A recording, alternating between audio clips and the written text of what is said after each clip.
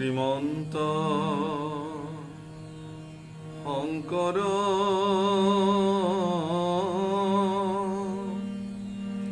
হৰি ভকতৰ জানা যেন কল্প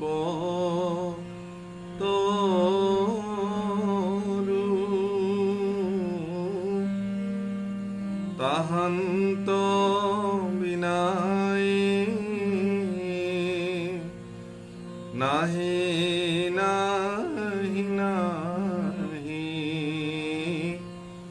আমাৰ পৰম গুৰু ৰাম আমাৰ পৰম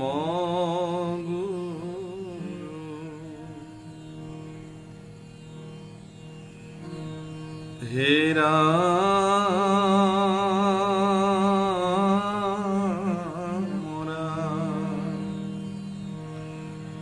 আৰ মৈত্ৰেয় বদতি শুনা কৌৰব নন্দন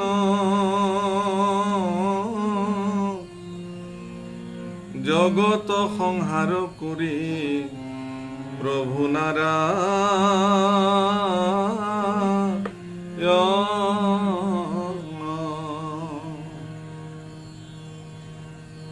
আর জীবক উদরে ধরি যুগ নিদ্রা চলে অনন্ত সজ্জাত যেবে শুয়া কৌতুহলে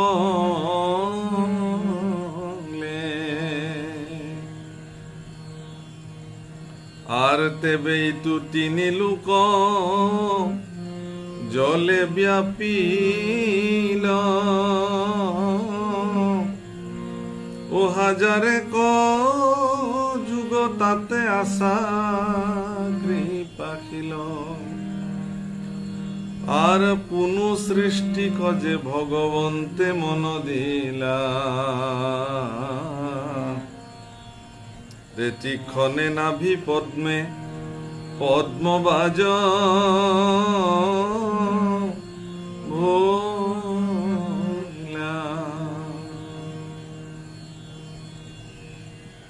পৰম ভক্তিভাজন মোৰ সেৱাস্থলীৰ প্ৰভু কলাইসকল, আপোনাক সবাৰে শ্ৰী চৰণতলে আমি কৌটি কৌটি সেৱা নিবেদন কৰিলোঁ আৰু প্ৰভু ভগৱন্তৰ কৃপাৰে আপোনাক সমস্তই কুশলে মংগলে আছে সেই আশা পোষণ কৰি আজিৰ শ্ৰীমদ ভাগৱত শাস্ত্ৰৰ ৩য় স্কন্ধৰ ভগৱানৰ নাভিৰ পৰা ব্ৰহ্মাৰ সৃষ্টি এই বিষয় সম্পৰ্কে অধ্যয়ন কৰিবলৈ আগবাঢ়িছোঁ, পৰ্যালোচনা কৰিবৰ কাৰণে আগবাঢ়িছোঁ আৰু সমস্তকে এই মোৰ অনুষ্ঠানৰ ধাৰাবাহিক অনুষ্ঠানলৈ বুলি স্বাগতম জনালোঁ।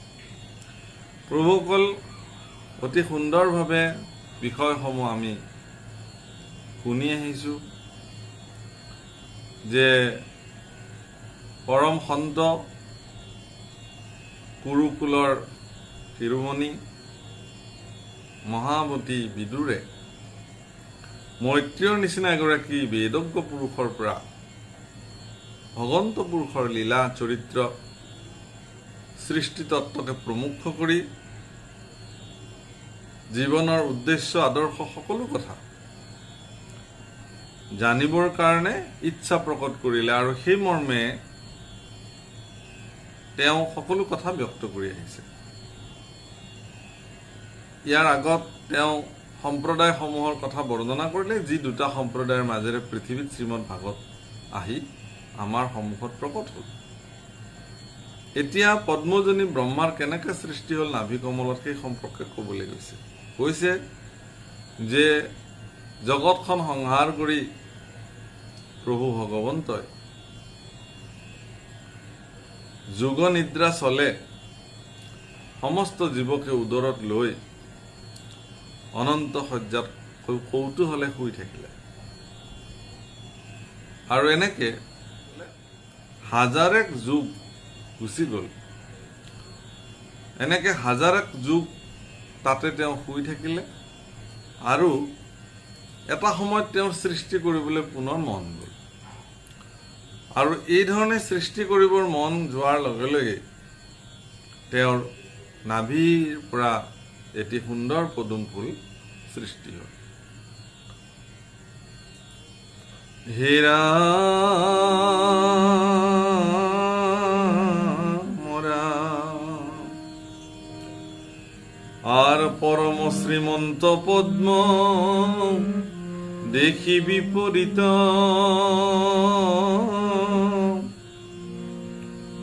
যেহেন সাক্ষাতে সূর্য ভুলন্ত উদিত আর তাহার কান্তিয়ে জল প্রকাশ করয় পাশে সেই পদ্মে জন্মিলন্ত বিধি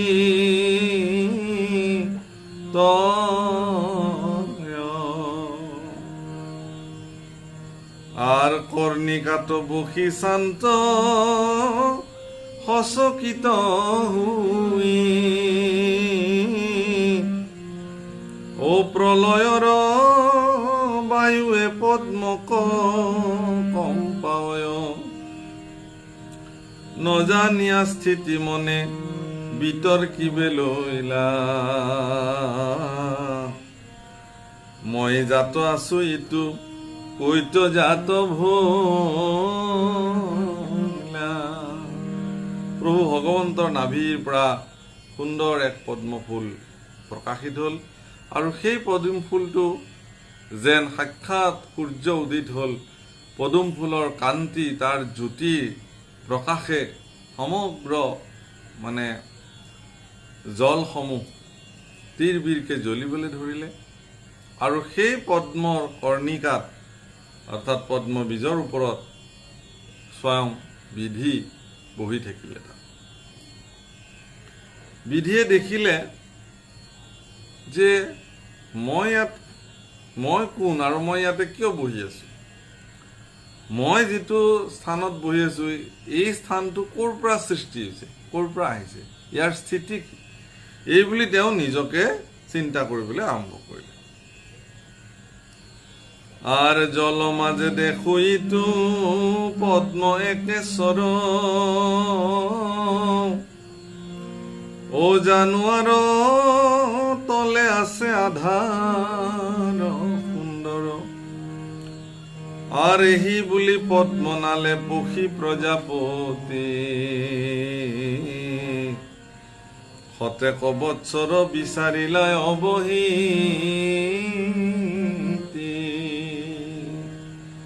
আৰু এই বুলি তেওঁ চিন্তা কৰিলে যে এই বিশাল জলৰাশিৰ মাজত একেশ্বৰী পদুম ফুলটো নিশ্চয় এই পদুম ফুলটোৰ তলত ইয়াৰ আধাৰ আছে য'ৰ পৰা এই পদুম ফুলটোৰ সৃষ্টি হৈছে। সেইকাৰণে তেওঁ পদুম ফুলটোৰ ঠাৰিৰ মাজেৰে ব্ৰহ্মাদেৱে গমন কৰিলে। শতেক বৎসৰ বিচাৰি গ'ল, অস্তিত্ব বিচাৰি গ'ল, তাৰ আধাৰ বিচাৰি গ'ল, ক'ৰ পৰা উৎপত্তি হৈছে সেই উৎপত্তি স্থল বিচাৰি ব্ৰহ্মাদেৱে গুচি গ'ল। আর নপায় আর অন্ত দুনাই উঠি আখিল অন্ত পদ্মর উপরে বসি বিস্ময়ে শুনন্ত। তেওঁতো একো নাপালে, অন্ত নাপালে, ক'তনো ঠাৰি ক'ত গৈ পেলাই সৃষ্টি হৈছে। শতেক বছৰ বিচাৰি বিচাৰি গ'ল কিন্তু একো অস্তিত্ব নাপায়। পুনৰ ওপৰলৈকে উঠি আহি পদুম ফুলৰ ওপৰত আকৌ আগৰ নিচিনাকৈ বহি থাকিলে। বহি তেওঁ অত্যন্ত বিস্ময় মনেৰে, ভাবুক মনেৰে তেওঁ চিন্তা কৰিবলৈ আৰম্ভ কৰিলে। আৰ কতক্ষণে তপ তপ শুনিলা বচন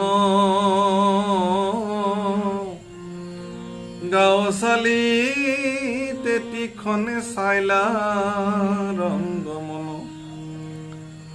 আৰ সেহি বেলা সৃষ্টি কৰ কৃষ্ণৰ কৃপাত চাৰিদিশে চাৰি মুখ লোভিলা সাক্ষাৎ আৰু এনেকৈ কিছু সময় যোৱাৰ পিছত তেওঁ মানে টপ টপ শব্দ শুনিলে আৰু এই টপ টপ শব্দ শুনি তেওঁ চতুৰ্দিশে এবাৰ চাই দিলে আৰু যিফালে চালে সিফালে তেওঁৰ এখন মুখ হ'ল আৰু এনেকৈ ব্ৰহ্মাৰ 4খন মুখ প্ৰাপ্ত হৈ সিদিনাখনৰ পৰা তেওঁ চতুৰানন হ'ল। হে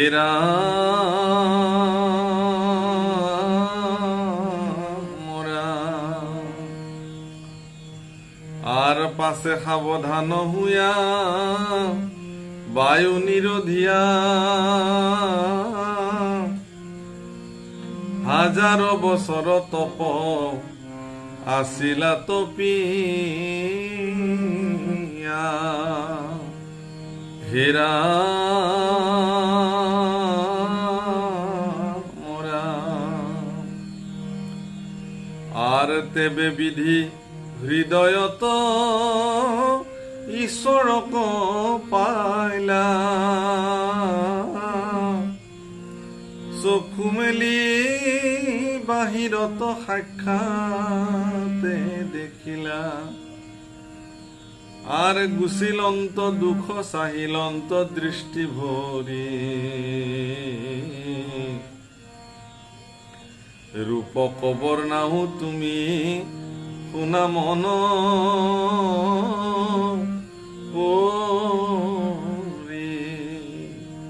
যেহেতু ব্ৰহ্মাদেৱে তপ তপ বাণী শুনিলে গতিকে তেওঁ বায়ু নিৰোধ কৰি সহস্ৰ বছৰ তেওঁ তপস্যা সাধন কৰিলে আৰু সেই তপস্যা কৰোঁতে কৰোঁতে হাজাৰ বছৰ তপস্যা সাধন কৰাৰ পিছত ব্ৰহ্মাই বা বিধিয়ে হৃদয়তে পৰম ঈশ্বৰক দেখিলে আৰু হৃদয় কমলত যেতিয়া প্ৰভু ভগৱন্ত সাক্ষাৎ কৰিলে এক মনোৰম সুন্দৰ মূৰ্তি বিধিয়ে হৃদয়তে দেখিলে আৰু দেখি চকু মেলি চাই যে দেখে যে যি মূৰ্তি তেওঁ হৃদয়ত দেখিছিলে সেই একেই মূৰ্তি সাক্ষাৎ সন্মুখত এতিয়া বিৰাজমান হৈ আছে। গতিকে মৈত্ৰীয়ে কৈছে বিদুৰক, হে মহামতী বিদুৰ, বিধিৰ ইয়াৰ জীৱনৰ সৌভাগ্য। জগতৰ আধাৰক তেওঁ বিচাৰি গৈছিল, নিজৰ মন মানি বলে নিজৰ অহংকাৰে তেওঁক বিচাৰিবলৈ বাধ্য কৰাইছিল, কিন্তু তেওঁ বিচাৰি নাপালে। কিন্তু যেতিয়া ভাৱনাৰে বিচাৰিলে হৃদয়ত আহি ভগৱান দেখাই দিলে, অকল হৃদয়ত নহয় সন্মুখত। সেইকাৰণে এটা কথা ভাগৱত শাস্ত্ৰত সদায় কৈছে যে ভাগৱত কোনে শুনে? ভাবুকসকলে শুনে। ভক্তসকলৰ আন এটা নাম হ'ল ভাবুক। সেইকাৰণে কৈছে যে ভাৱনাৰে যিসকলে ঈশ্বৰৰ কথা শুনিব তেওঁলোকে ঈশ্বৰক পাব। তৰ্ক যুক্তি বাদানুবাদ এইবিলাকৰ মাজেৰে ভগৱানক কোনেও বিচাৰি নাপায়। মই সেইকাৰণে কৈছোঁ যে বাপসকল, আপোনালোকে এইবোৰ কথা কেতিয়াও চিন্তা নকৰিব যে মই বিৰাট পণ্ডিত হ'ব লাগিব তেতিয়াই মই ভগৱানক পাম। নালাগে হ'বলৈ। ভাগৱত শাস্ত্ৰই বা ঈশ্বৰ পুৰুষে ভক্তসকলক তেনেকুৱা তাৰ্কিক পণ্ডিত হোৱাটো কেতিয়াও নিবিচাৰে। তৰ্কৰ জোৰেৰে আপুনি ভগৱানক প্ৰতিষ্ঠা কৰিব পাৰিব, কিন্তু ভগৱানক আপুনি দেখিব নোৱাৰে। তৰ্কৰ বলেৰে আপোনাৰ নিজৰ পাণ্ডিত্যক আমি জগতত আপুনি হয়তো প্ৰকাশ কৰিব পাৰিব যে আপুনি এগৰাকী পণ্ডিত, কিন্তু সেইবুলি হৃদয়ত আপুনি ঈশ্বৰ দেখা নাপায়। গতিকে যিবিলাক ব্যক্তিয়ে শাস্ত্ৰ সদাচাৰক লৈ তৰ্ক যুক্তিৰ ভাৱনাৰে থাকে, যিবিলাক ব্যক্তিয়ে শাস্ত্ৰ সদাচাৰৰ যুক্তি তৰ্কত ভগৱানক তেওঁলোকে বিচাৰ কৰিব খোজে, তেওঁলোক পণ্ডিতহে, কিন্তু তেওঁলোক ভক্ত নহ'বও পাৰে। এগৰাকী ভক্তও পণ্ডিতে হয়, কাৰণ এজন ভক্ত হ'বলৈ ইমান সহজ নহয়। ভক্তসকলেও পণ্ডিত। হুৱন্ত পণ্ডিত যদি নুহন্ত ভকত, তাৰো উপদেশে বোধ নোপোজে লোকত। পণ্ডিত হ'লেও তেওঁ যদি ভকত নহয়, তেতিয়াহ'লে তেওঁৰ উপদেশে সমাজত বোধ নোপোজায়। গতিকে ভগৱন্তক প্ৰাপ্তিৰ কাৰণে তৰ্কৰ আশ্ৰয় ল'লে, যুক্তিৰ আশ্ৰয় ল'লে, ভকতৰ ভক্তিৰ আৰু ভগৱানৰ যি সম্বন্ধ, এই সম্বন্ধত তৰ্ক যুক্তিতকৈ ভাৱনাৰ প্ৰভাৱটো বেছি। সেইকাৰণে মহাপুৰুষ মাধৱদেৱে খুব সুন্দৰকৈ নামঘোষাৰ শেষৰ ফালে গাইছে, এ ভাৱক ভজ ভগৱন্ত ভক্তি ভাৱে ভগ ভগৱন্ত ভুজিয়া পৰম গতি পাৱে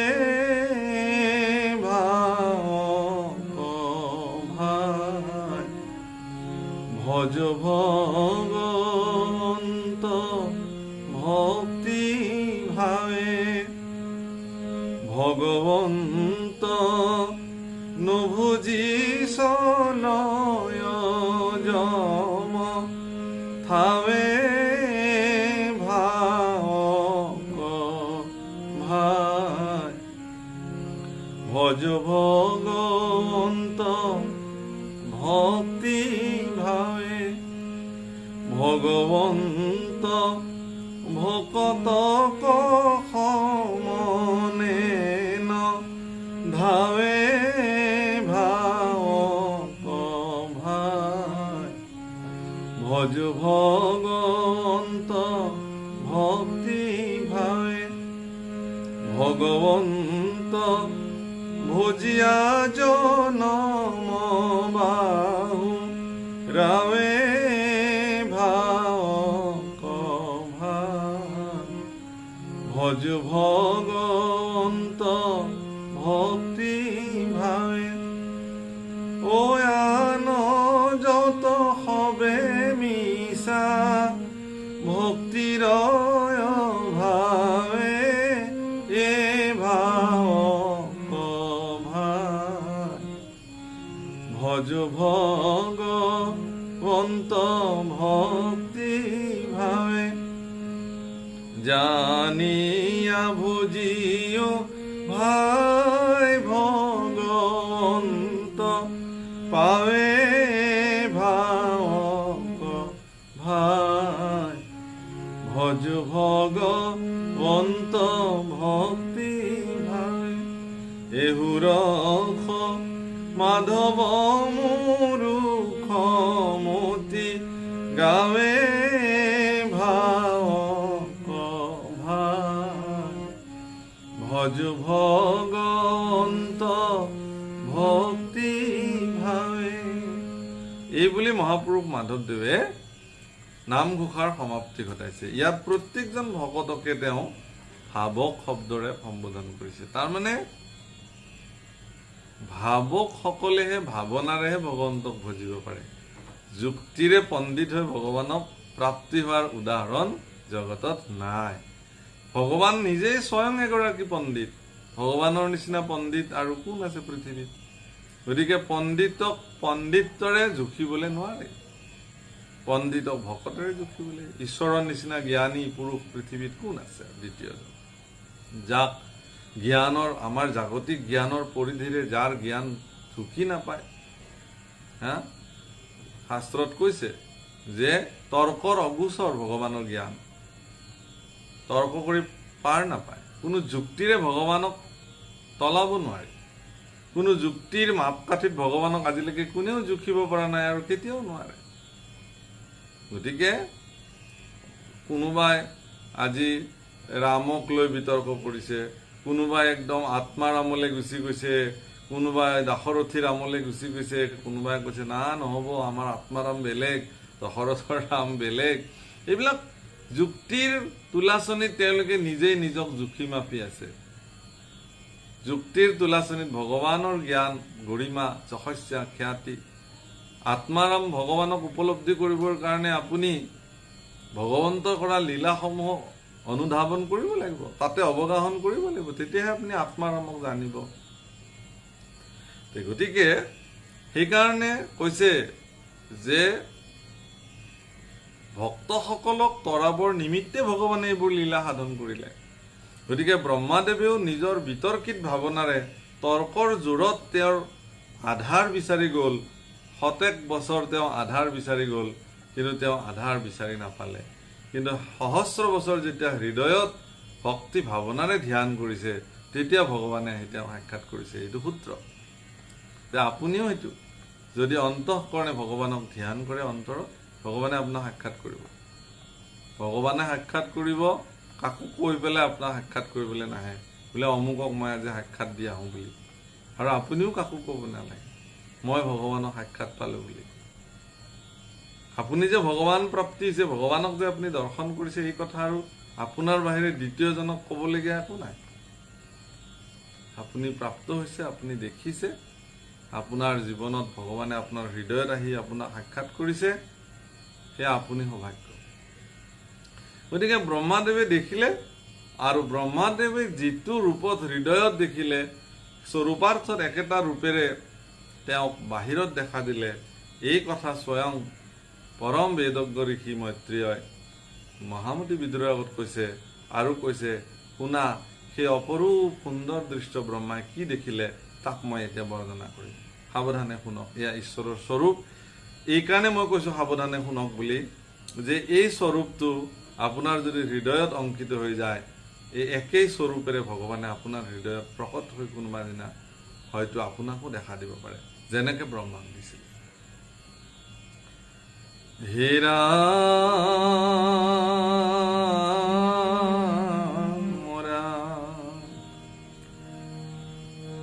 আর পদ্মর মৃণাল সম অনন্ত আসন, ও তানকুলে বসিয়ায়া সন্ত নারায়ণ, আর মরকত শিলাময় পর্বতর কান্তি, যিনি শ্যাম শরীর প্রকাশ করয়াতি,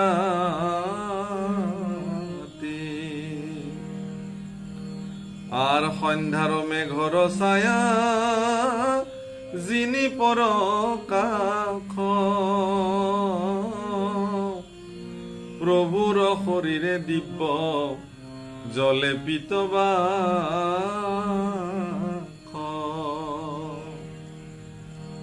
আর সুবর্ণ কীর্তি মাথে দেখি মনোহর,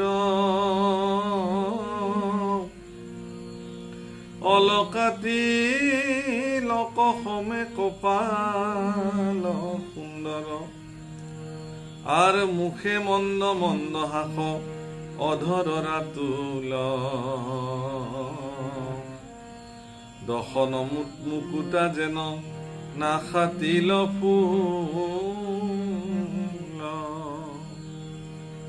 আর মকর কুণ্ডল প্রকাশয় গন্ধস্থল, বিরাজে কণ্ঠত দিব্য কৌস্তব উজ্জ্বল, আর রতন মুকুটা পুষ্পময় মালাশয়, শ্রীবৎস অঙ্কিত বক্ষস্থল প্রকাশ,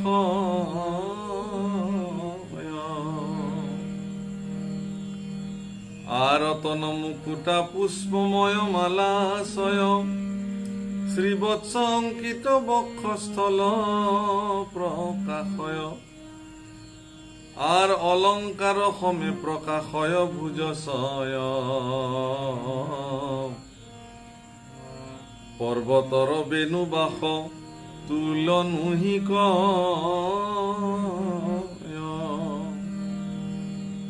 কদম্ব পুষ্পর কেশরর যিনি কান্তি, মেখলা সহিতে পীত বস্ত্রে কতে কান্তি, আর উরু দুই রাম কল জংঘা সুবলিত, দশন সজলে যেন চন্দ্রমা উদিত, ভকতর মন পুরী রাতুল চরণ,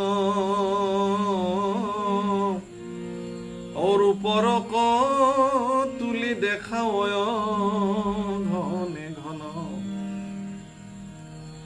হে প্ৰভুসকল, হৃদয়ত দেখা ব্ৰহ্মাৰ যিটো ঈশ্বৰৰ প্ৰতিচ্ছবি, তাক আজি স্বয়ং বেদজ্ঞ পুৰুষ তেওঁৰ শ্ৰীমুখে বাজ হৈছে মৈত্ৰেয়ৰ শ্ৰীমুখে, যিগৰাকী মৈত্ৰেয় ঈশ্বৰৰ পৰম ভক্ত, পৰম সেৱক।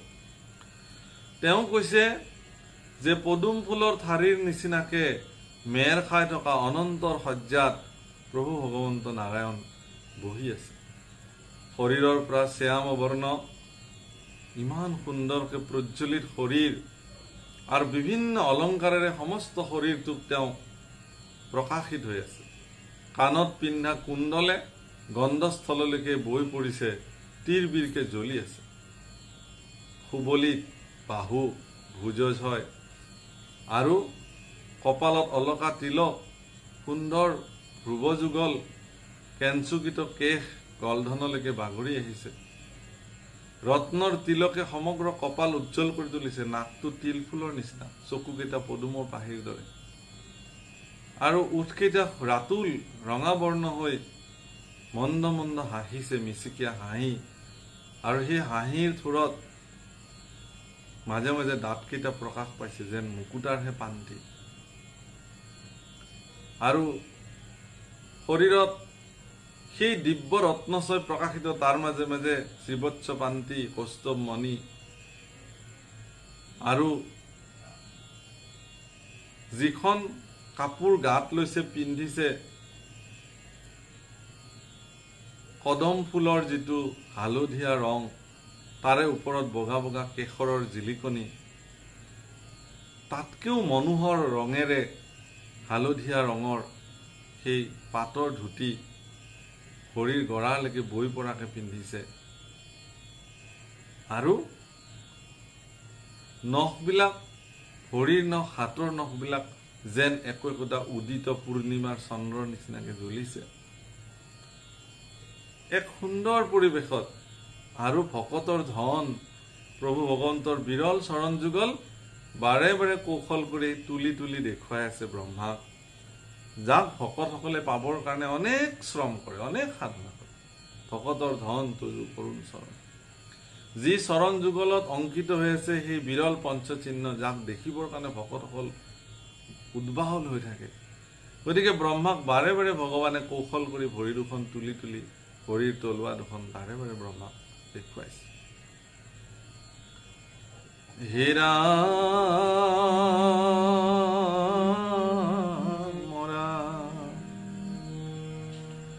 আর যেন মর কত শিলাময় যে পর্বত, দুই ভীতি ভুজ হেন থাক সতত, আন যত যত থাকিবে কথাই ঠাই, তেবে সিটো মূৰ্তি সমেত উপমা কনা। এনেকুৱা মনোহৰ মূৰ্তি একো মূৰ্তিৰ লগতে আৰু ইয়াক তুলনা কৰিব পৰা নাযায়। হে ৰাম হেন ৰূপ দেখি বিধি বিতৰ্কিয়া চয়, খনে কতে দেখে যেন মহাকৃপাময়। থৰ লাগি চাই আছে, বাপৰে কি অপৰূপ সুন্দৰ। হে ৰাম ফলমূল প্ৰায় ভৈলা কেউ রকম কন, তাকো চতুর ভীতি সর্পে বেরিয়া থাকয়, অনন্ত শয়নে সিটো বেরিয়া আশয়, কোনো দেখিল অন্ত বিধি পৰ্বতৰ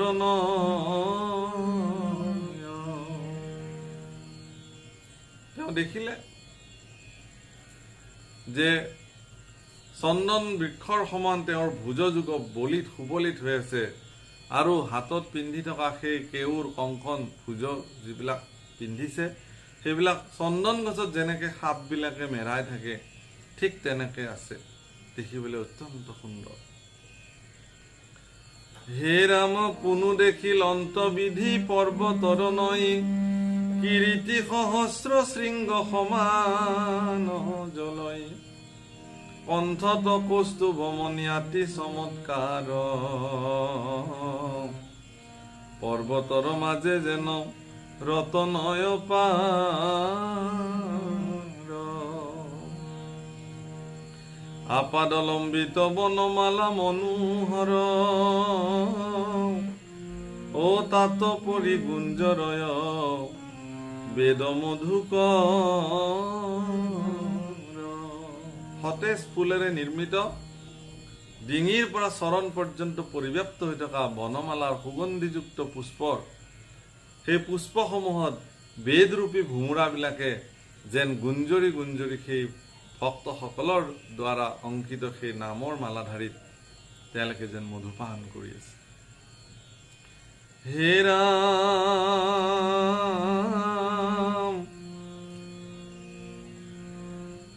আর মৈনাক পর্যন্তে গিরি জলে বেরি সয় প্রলয়র জলে ভগবন্ত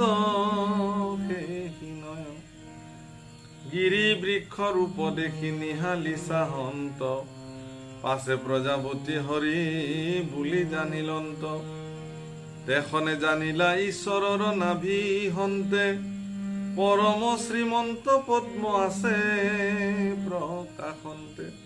আৰু বিধিৰ মনত মানসিক জ্ঞান আহিল আৰু এইজনে হৰি, এইজনে তেওঁৰ উপাস্য ঈশ্বৰ ভজন্য দেৱ বুলি তেওঁ চিনি পালে আৰু তেওঁৰ নাভি কমলৰ পৰাই যে সেই শ্ৰীমন্ত পদ্ম ফুল বেকত হৈছে সেই কথা ব্ৰহ্মাই দেখিলে। হে ৰাম আপুনি সহিতে আন আশয় অযতে সমস্তকে সৃষ্টি করে দেখিলা প্রত্যেক আর গুচিলে দুখ সেই রূপে দিয়া মুক্তি করজোরে স্তুতি আরম্ভিলা প্রজাপতি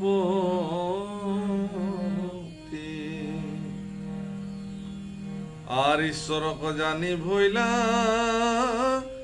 কৃতার্থয়া পুনি ও এহি মতে অর্থ পদ রক্ষি মনে গুণী।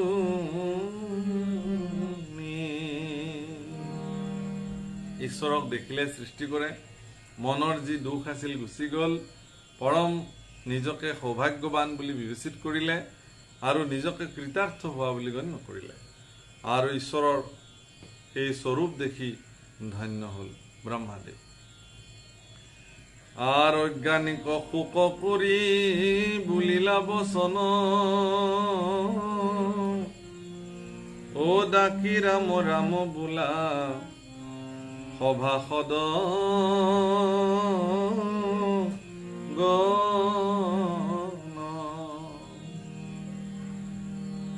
গতিকে নিজকে অজ্ঞানী বুলি ভাবিলে আৰু ভগৱান কৃষ্ণ সৃষ্টিৰ প্ৰাৰম্ভণিত ব্ৰহ্মাদেৱে তেওঁক স্তুতি কৰিবলৈ আৰম্ভ কৰিলে। এইটো প্ৰথম স্তুতি ক'বলৈ গ'লে ব্ৰহ্মাৰ শ্ৰীমুখে ভগৱানৰ স্তুতি আৰু সেই স্তুতি ভগৱন্ত পুৰুষে শুনিছে, শ্ৰৱণ কৰিছে, ব্ৰহ্মাৰ প্ৰতি সুপ্ৰসন্ন হৈছে। গতিকে ব্ৰহ্মাদেৱেনো এনে কি স্তুতি কৰিলে সেয়া আমি আমাৰ পৰৱৰ্তী ভিডিঅ'ত শুনিম, আপোনালোকেও শুনিব আৰু ব্ৰহ্মাৰ লগতে আমি একেলগে সকলোৱে ভগৱানক স্তুতি কৰিম। আমাৰো হৃদয়ত প্ৰভু ভগৱন্তই ব্ৰহ্মাক যিদৰে সাক্ষাৎ কৰাইছিল আমাকো কৰাওক, সেই প্ৰাৰ্থনাৰে আমিও স্তুতি কৰিম। গতিকে আহক পৰৱৰ্তী পুনৰ আমি সেই স্তুতিৰে আমাৰ ধাৰাবাহিক ভাগৱত পাঠক পুনৰ ৰাখিম। এইখিনিতে আপোনালোক সকলোকে পুনৰ সেৱা নিবেদন কৰিলোঁ আৰু আপোনালোক সকলোৰে সুস্বাস্থ্য আৰু সুমংগল কামনা কৰিলোঁ।